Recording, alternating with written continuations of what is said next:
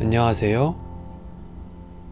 이번 프로젝트는 중세 판타지 컨셉의 모델링을 할 예정입니다. 그 첫 번째 시간으로 한 건물을 먼저 제작해 보겠습니다. 팀버 프레임이라는 목 구조로 옛 유럽 쪽에서 많이 나오는 집 구조라고 하는데, 우리가 웹툰이나 게임 등에서 판타지 장르에서 많이 볼 수 있습니다. 그럼 작업 과정을 보여드리도록 하겠습니다.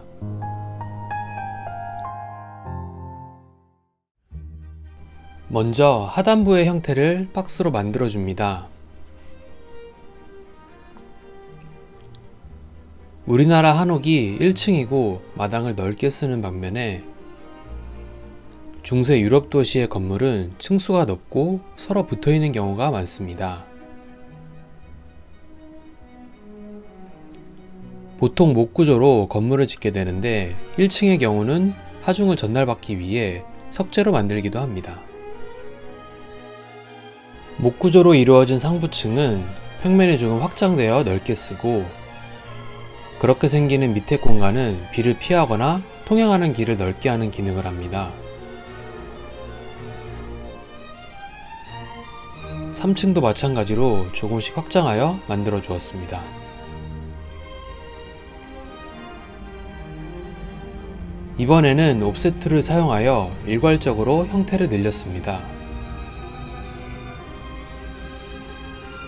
추후에 세부적으로 형태를 잡아나갈 때 다시 조금씩 조정할 예정입니다. 그래서 각 층을 그룹으로 만들어서 편집을 용이하게 합니다.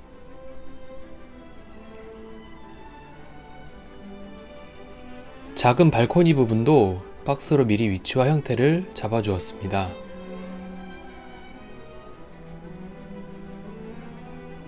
다음으로 지붕 쪽을 작업합니다. 눈이 쌓이지 않도록 박공 경사를 가파르게 만듭니다. 이런 지붕 형태 때문에 다락이라는 공간이 자연스럽게 생기게 됩니다. 측면도 지붕 형태를 만들어줍니다. 삼각형을 만들 때는 이런 식으로 중간에 선을 추가 후 이동툴을 활용할 수도 있습니다. 다음으로 문과 창문 등 계급 위치를 잡아줍니다. 이렇게 양 끝의 선들을 복사하여 위치를 잡거나 보조선을 활용하여 그립니다. 창문의 사이즈는 통일시켜서 나중에 일괄적으로 배치하기 쉽도록 하였습니다.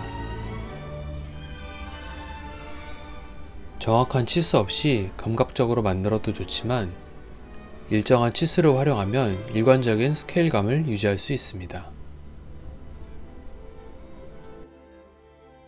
하단부 기단을 조금 구분하였고 나머지 1층의 창문도 그려 넣었습니다. 다음으로 상부의 목 구조를 조금씩 표현합니다.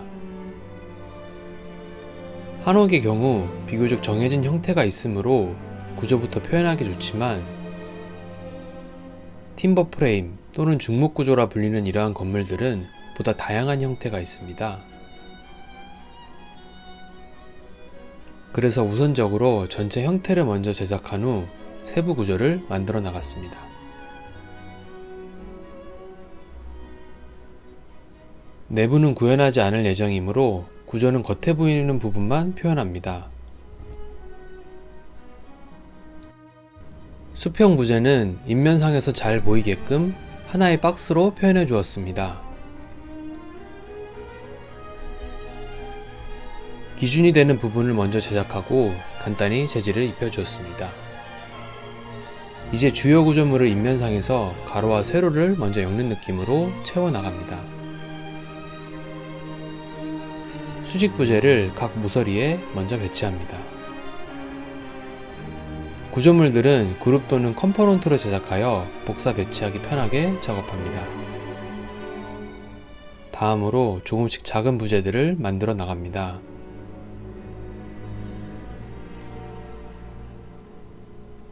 이동 및 복사할 때는 일관적으로 같은 곳에 위치하도록 정리합니다.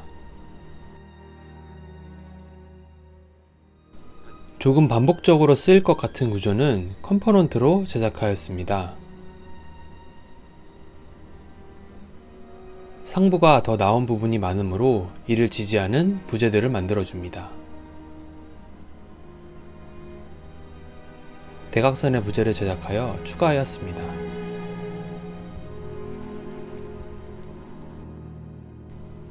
다음으로 안쪽에 수직과 수평 부재들을 배치합니다. 우선 동일한 간격으로 배치해보고 크기 또는 개수가 적당한지 확인합니다. 수평 부재도 복사하여 배치해보고 전체 비율을 보면서 세부 크기를 조정합니다. 이런 식으로 큰 부재들부터 작업해야지 전체로 봤을 때 어색하지 않은 비율들을 찾아갈 수 있습니다. 각 부재들의 크기나 튀어나온 정도들을 조정하여 위계를 표현했습니다.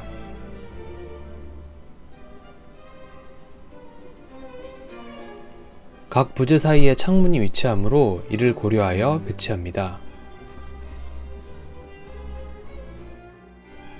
양쪽으로 일정 간격씩 떨어뜨려 복사하였고 대칭되는 구조로 만들었습니다. 그룹으로 작업하였으므로 추후의 크기나 위치를 변경하기 쉽습니다.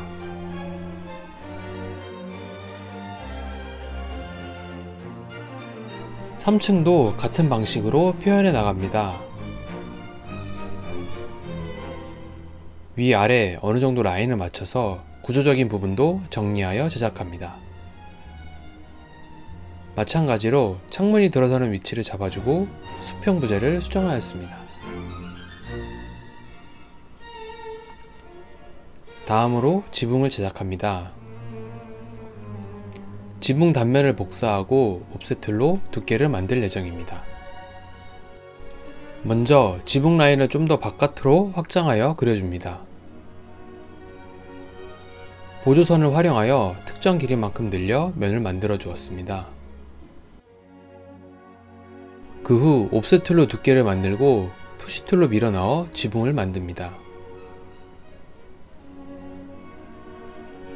두 지붕이 교차하는 곳은 합쳐서 정리하겠습니다. 지붕의 각도가 완전히 일치하지 않으므로 만나는 부분 선을 정리합니다. 그리고 두 지붕 그룹을 솔리드 툴 또는 교차만 기능을 통해 만나는 부분 선을 생성하고 지워줍니다.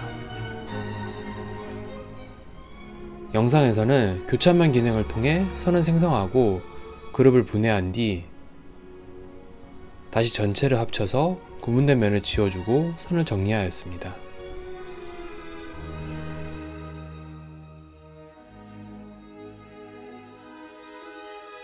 마지막으로 정리된 지붕면을 복사하고 두께를 만들어 마감을 표현했습니다.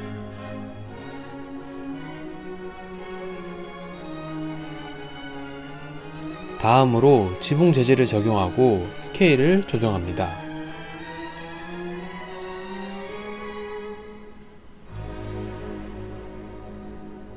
텍스처 위치를 조정하기 위해서는 각 면이 구분되어야 하므로 선을 다시 그리고 작업합니다. 지붕의 끝 마루 쪽에 텍스처를 맞추어 위치를 조정해 줍니다.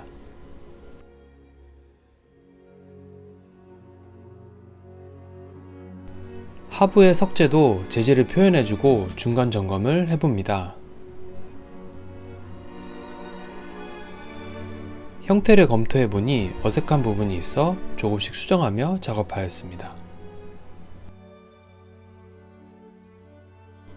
수정한 형태를 토대로 나머지 부재 작업을 진행합니다.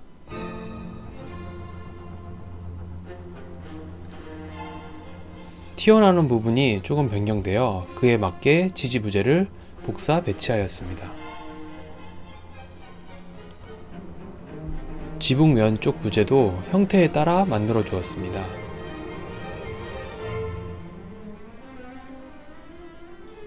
각 부재가 맞닿는 부분의 경계를 채워나가는 느낌으로 작업합니다.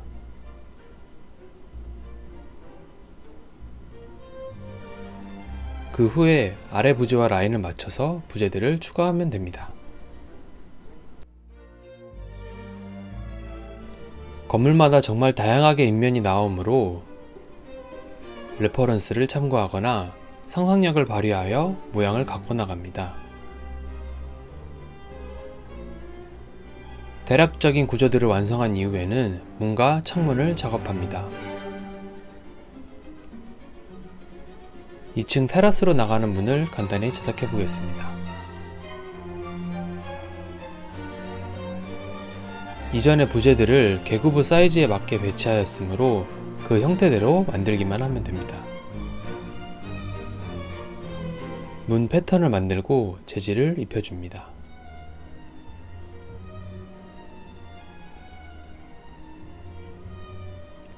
살짝 입체감을 주어 안쪽으로 밀어 넣었습니다.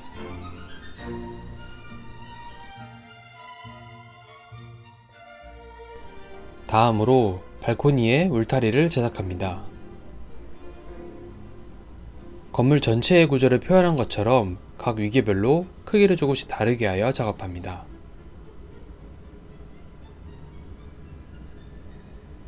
모서리 기둥을 가장 크게, 그 다음으로 수평 부재, 그리고 마지막으로 작은 수직 난간대를 만듭니다.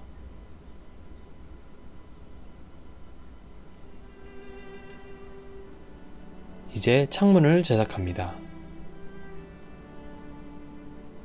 바깥으로 사각 프레임을 먼저 만들고 안쪽에 창문을 만들겠습니다. 같은 사이즈에 전체 적용할 예정이므로 컴포넌트로 작업합니다. 창문을 간단히 모델링한 후 다른 곳에도 복사합니다. 어느 정도 배치해보고 어색한 곳이 없는지 확인합니다. 그 다음에 목재 창문에 창살을 표현합니다.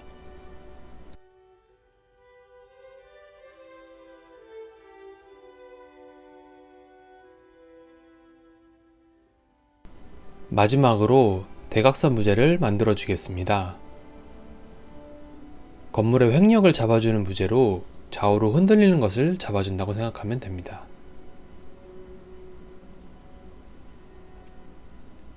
이런 부재들이 겉으로 드러나면서 특유의 인면 패턴을 만들어냅니다.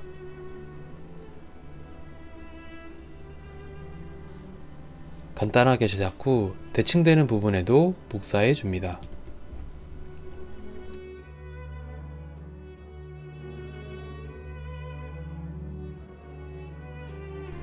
각도를 조금 수정하고 싶으면 모서리 쪽 면과 선을 잡고 옆으로 이동해 주면 됩니다. 이때 방향키를 통해 축을 고정하여서 각도가 틀어지지 않도록 주의합니다.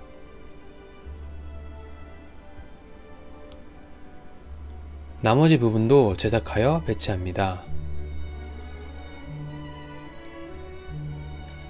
무조건 대칭으로 만들거나 정확한 치수로 구현하지 않아도 되므로 자유롭게 표현합니다.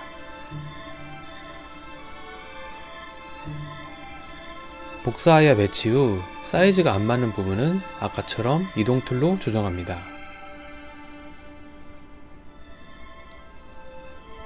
이렇게 하여 모델링을 마무리합니다.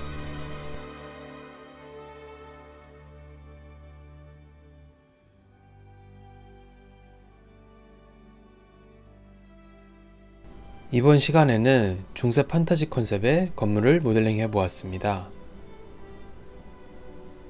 다음 시간에는 주변 거리에 풀업들을 제작할 예정입니다. 감사합니다.